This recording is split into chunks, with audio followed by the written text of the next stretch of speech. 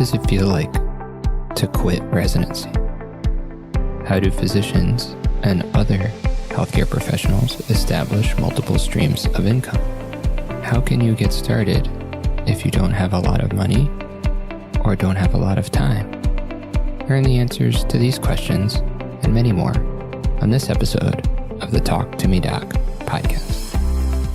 Welcome to the Talk2MeDoc podcast, where it's all about communication among the entire healthcare team. Let's talk to each other more effectively so that we can truly help our patients. And now your host, Dr. Andrew Tisser.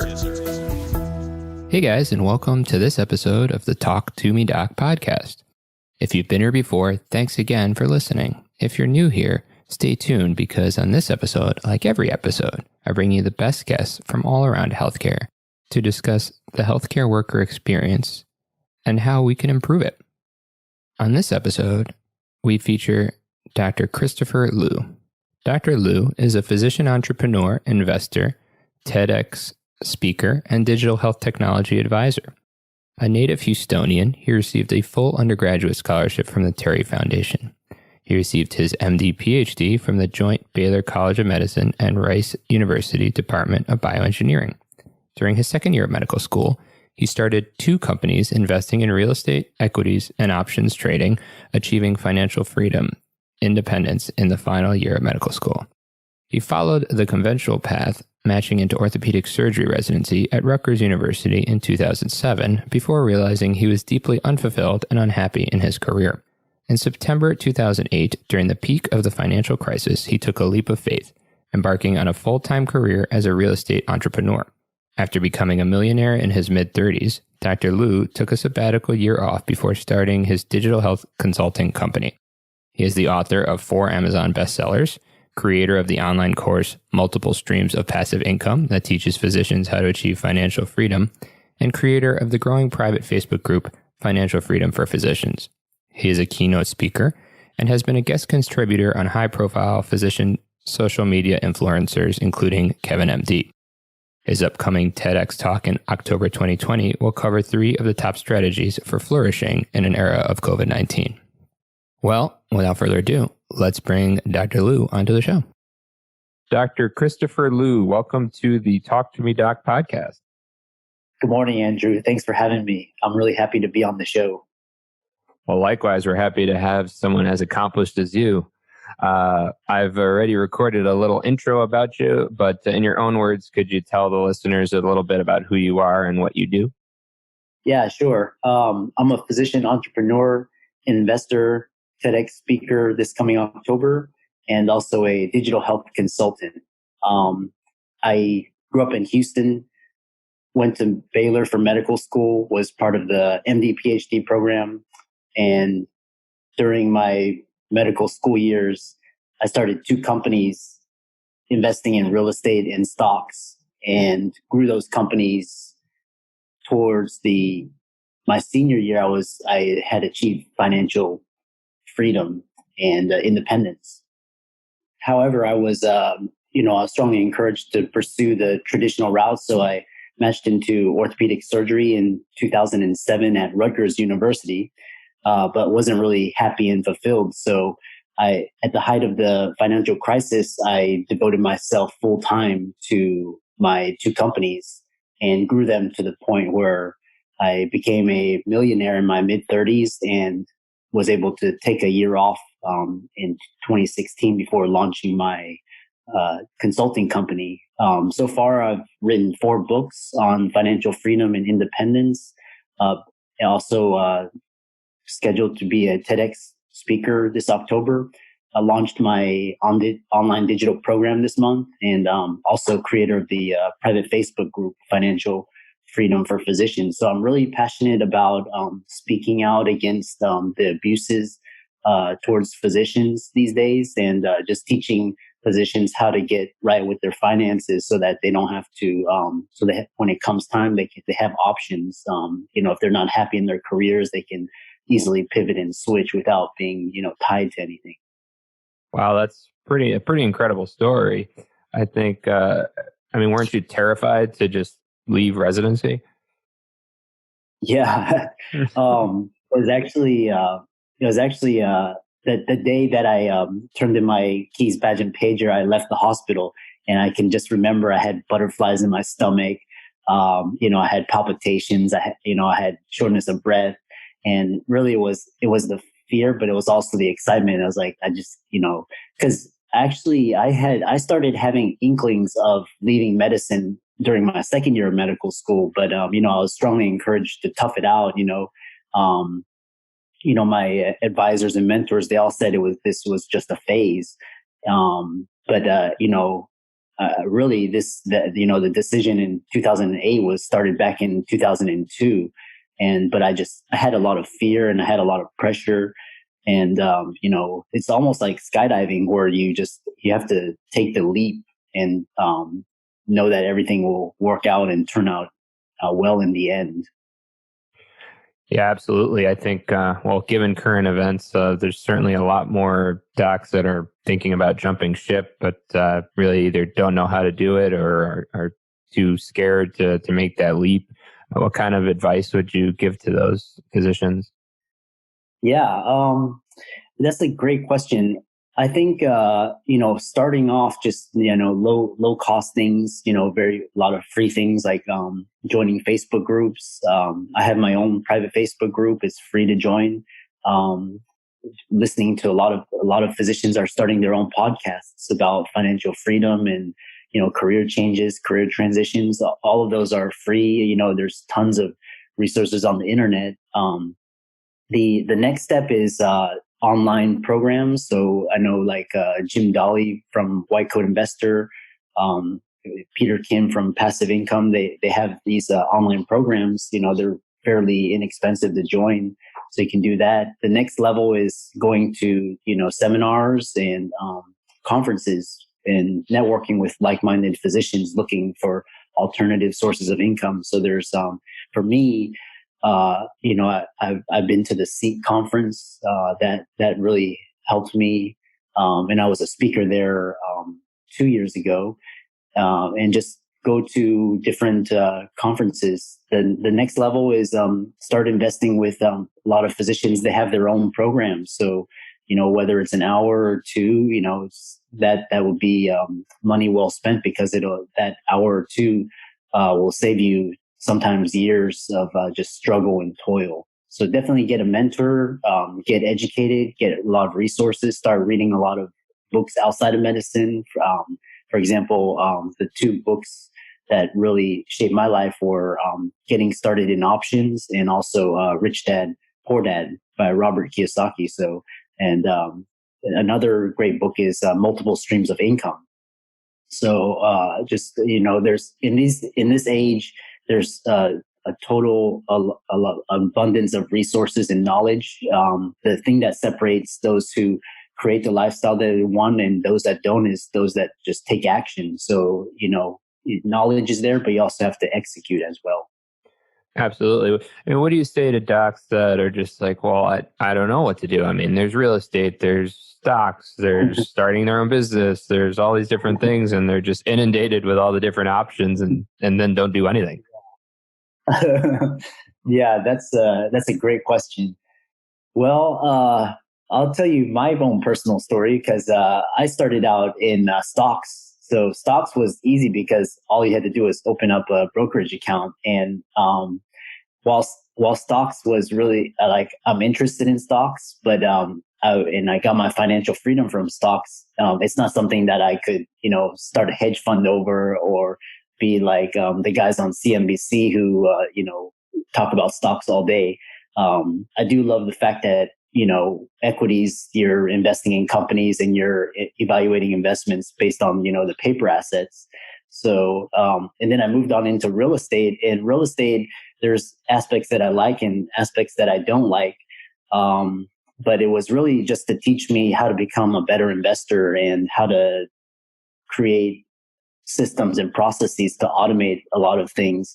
But really, my true passion is in digital content and creating online programs and courses to educate and teach what I've known. So that's taken a lot more time because I had to build out my brand. I had to establish a reputation. I had to create content and things. So start out small. Start looking into things. For example, stocks. All you have to do is set aside $50-$100 every month and just do it that way. It's not going to get you your financial freedom, but it'll teach you the education how to invest, and slowly as you tailor and hone what you like and dislike, you can start to focus on the areas and investments that you do like. For a lot of the non-entrepreneurial physicians, you can pivot into the managerial administrative space. You can pivot within your company. You can take on more of a non-clinical role. So there's really, in these age, there's so many different options. So just identify what your talents and your skill sets are, and then start to branch out into different niches and things that interest you and excite you. And if you do it as a hobby first, it'll be a lot less stressful than if you have to do it because you have to earn an income. True. I think you got two groups of people. There's the docs that just are done and want to do something else, and then there's some who just want to diversify their income streams and stay in medicine. So we once thought that this was the ultimate job security, but I think the coronavirus has taught us that physicians are replaceable as well. I think just if you want to stay in medicine, exploring some of these other options so that you have a fallback or a backup plan, so to speak. Yeah, exactly. It's like it's almost like in the past you had to what they called diversifying assets. So you had to have like different asset classes. Now you have to diversify income streams. So you can't really depend on one single sole source of income. You have to, for example, a dual income family. You have real estate, you have stocks, you have savings, and you have a side business. All of these income streams will help you to become you have to be able to create your job stability in today's society. There's no one job that's going to be stable for the rest of your life. So, no, absolutely. And I think that's more and more evident these days. And so what about, Dr. Julie, what about a doc that comes to you and says, hey, I don't have any money. I've got $500,000 in debt, and I'm working paycheck to paycheck despite my high income. What can I do? I saw this one Facebook post. I think it was this guy. He said he was like $400,000 in debt, and he was starting his year of residency. And my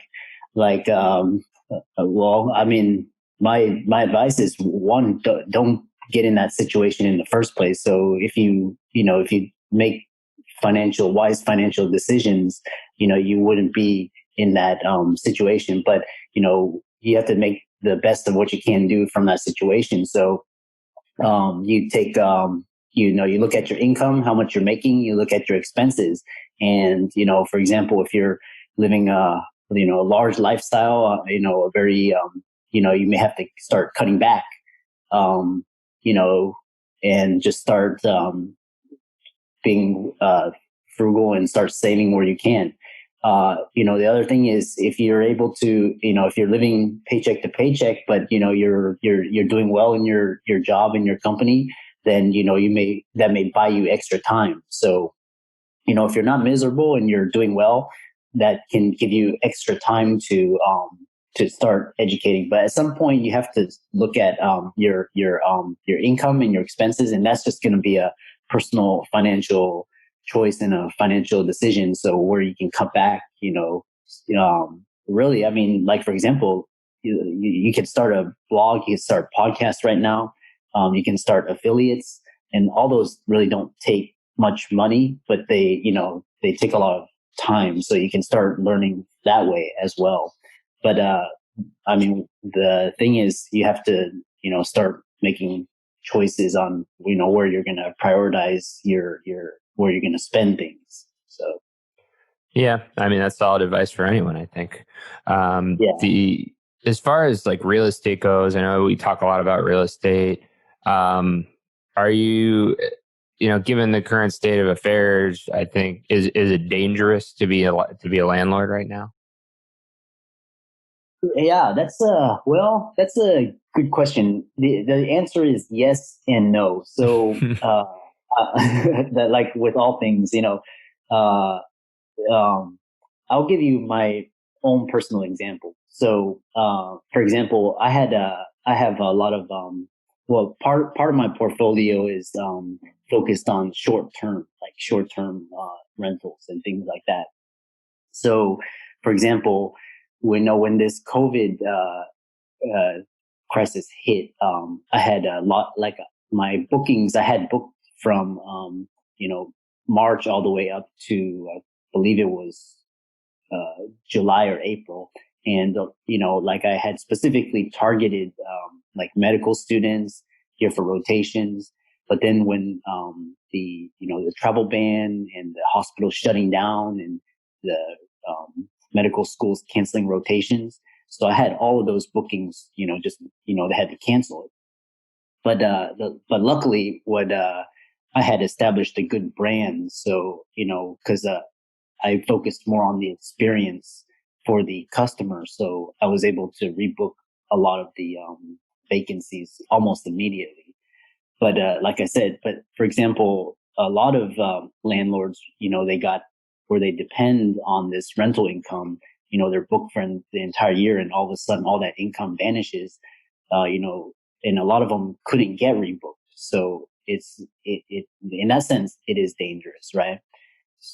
The upside to that is, and again, COVID is like a black swan event. It's something that just happens, once in a century type thing. But these types of events are happening more and more. So that's why you have to diversify your assets and your income, and you also have to diversify your skill sets.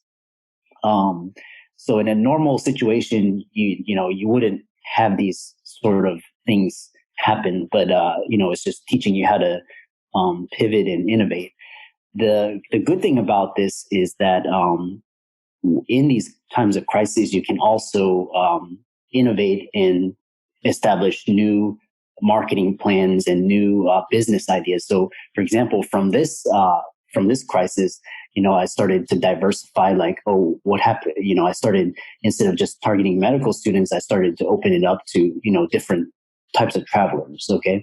The second thing is, in terms of dangerous, like real estate, if you, for example, like, 2007, 2008, yes, that's really dangerous because, that's just the mania. That's people just jumping in, and that's just like hype and speculation. But if you're able to evaluate an investment based on its core fundamentals, so you generate a high cash flow, a high, cash on cash return, that sort of thing. If you're not, gambling on the appreciation, it's more safe. But again, there's always risks with landlords. So for example, tenants can, damage your place. They can, steal from your place. They can fall down and, sue you and things like that. So you have, like I said, you always have to, as an entrepreneur investor, you have to look at, the risk and reward, and learn how to mitigate that risk. Yeah, that's fair. I mean, I think common advice is, as long as your place cash flows, you'll be okay, as long as you're not betting on appreciation. But I think people didn't expect people to not be able to pay their rent all of a sudden, and mortgages come in due. But yeah, hopefully this will pass and we can move on. But yeah, exactly. That's fair. So I want to just transition the show a little bit to get to know you as a guest a little bit more. You've already given us some book recommendations. Rich Dad Poor Dad, that's like the fundamentals of for everyone. But do you have any other books you can recommend to the listeners? Yeah, definitely. I've recently I just finished the last lecture by Randy Posh, and that one's really good because it helped me to just evaluate, what's important in life. So, a lot of times our income and our net worths are tied to our identities. So, but what's really important in life is really the meaning that we give to it and the relationships that we cultivate, and just how we grow and experience life. So, and I know, in the, USA is, capitalistic. So, we're always focused on the bottom line, making the dollar and things like that. But in the end, at the end of it, it's really going to be more about the intangible experiences. So that was one. I really like, authors, Ben Mesrick. He's written things like, the MIT team that took out Vegas, the blackjack team. He's got a lot of good books as well. Just Michael Crichton, Stephen King, any sort of. I finished the Lord of the Rings as well. So all of those are really good books. Those are very varied genres. You are an interesting fella. So, do you take on clients directly? Do you work with individual docs? Yeah, I do. If most of the time, I do. I have a program where it's 30-minute and then 1 hour, and then if I think things are going to work out, I can extend it. I do this in addition. Every client that comes on, I send them free copies of my books, and I'm also giving them free access to my online course as well. And, I'm also having an upcoming seminar on two genres. One is TEDx, and then also getting in on stock. So I've got a lot of bundled package deals for the docs as well. So yeah, they can reach out to me. I'm very active on social media, which will be in the show notes, and they can email me as well. So great. Yeah, I'll put all that stuff in the show notes for the listeners.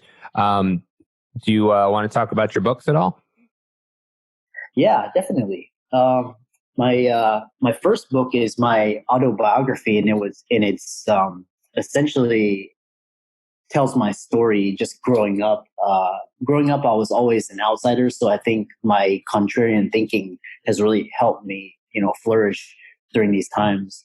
And then it just talks a little bit about the different options for physicians that are looking into making a career transition. So, and I have to put a caveat because, some physicians think it's like a recipe for success, but what it is more of a autobiography, and it's supposed to be more inspirational and motivational. And it has like my own life story sprinkled in to give the reader a sense of different ideas that they can pursue.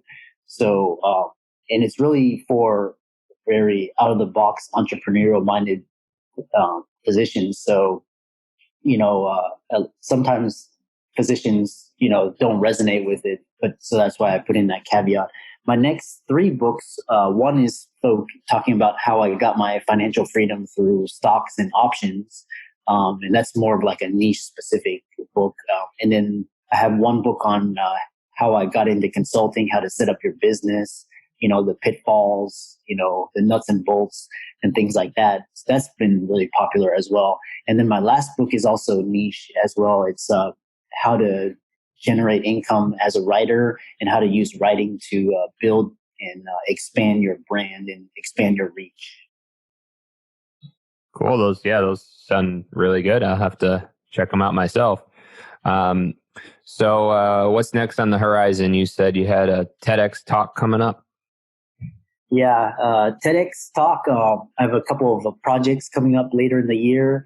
And then I have a virtual seminar on how to become a TEDx speaker, how to submit your idea, your video, the advantage of using speaking to enhance your brand. And then I've also launched this online group coaching course on how to get in on stocks.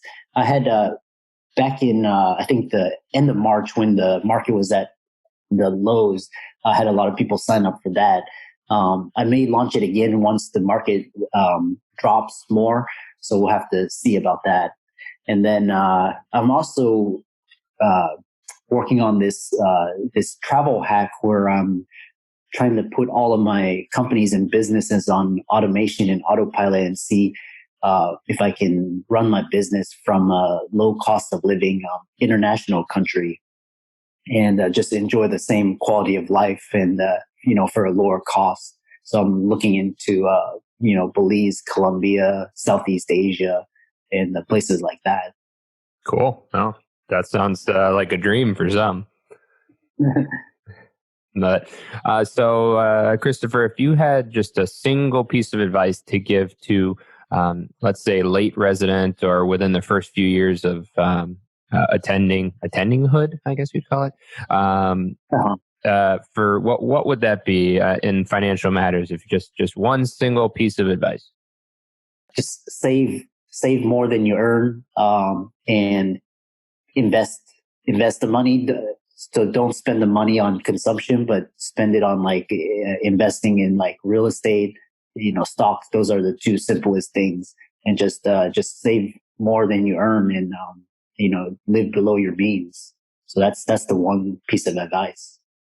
Well, that's wonderful advice that I think more of us need to think about.